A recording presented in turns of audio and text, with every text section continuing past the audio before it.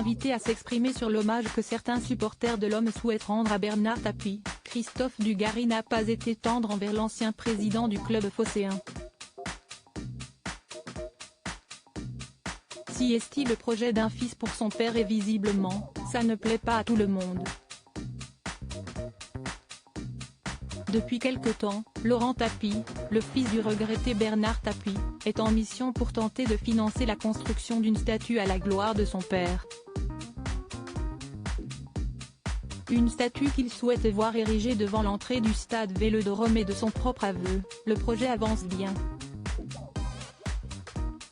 Il nous faut encore un peu moins de 100 000 €, déclare-t-il à la Provence, estimant avoir levé les 2/3 des fonds nécessaires pour la réalisation de l'œuvre. Personnage clivant s'il en est, Bernard Tapie est adulé par une majorité des supporters marseillais, tant il a transformé le club à son arrivée. Sous son règne, l'Olympique de Marseille a remporté la Ligue des Champions, la seule pour un club français, mais malheureusement, il y a également la face sombre. Épinglé pour avoir soudoyé des joueurs adversaires, le club phocéen va être relégué en 2e division française. Un pan de l'histoire qui fait dire à Christophe Dugarry que ce projet de statue n'est pas légitime selon lui. Il y a des gens qui ont souffert de cette situation, note de la rédaction, il y a eu des drames avec ça. Il y a eu des vies brisées, s'est insurgé l'ancien footballeur dans l'émission Roten s'enflamme le 14 septembre.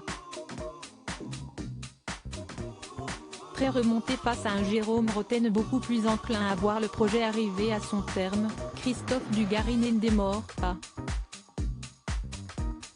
Donc on oublie tout ? Il y a eu un titre, on oublie tout, a-t-il été interrogé. Pour le grand copain de Zinedine Zidane, qui a évolué 2 saisons à l'OM, il est normal d'avoir une opposition à ce projet de statue. Est-ce que les gens ont le droit de trouver que la part sombre de Bernard Tapie ne mérite pas d'avoir une statue ? Ils ont le droit. Si est-il un Christophe Dugarry très remonté qui s'est exprimé sur un sujet qui fait polémique ces derniers jours.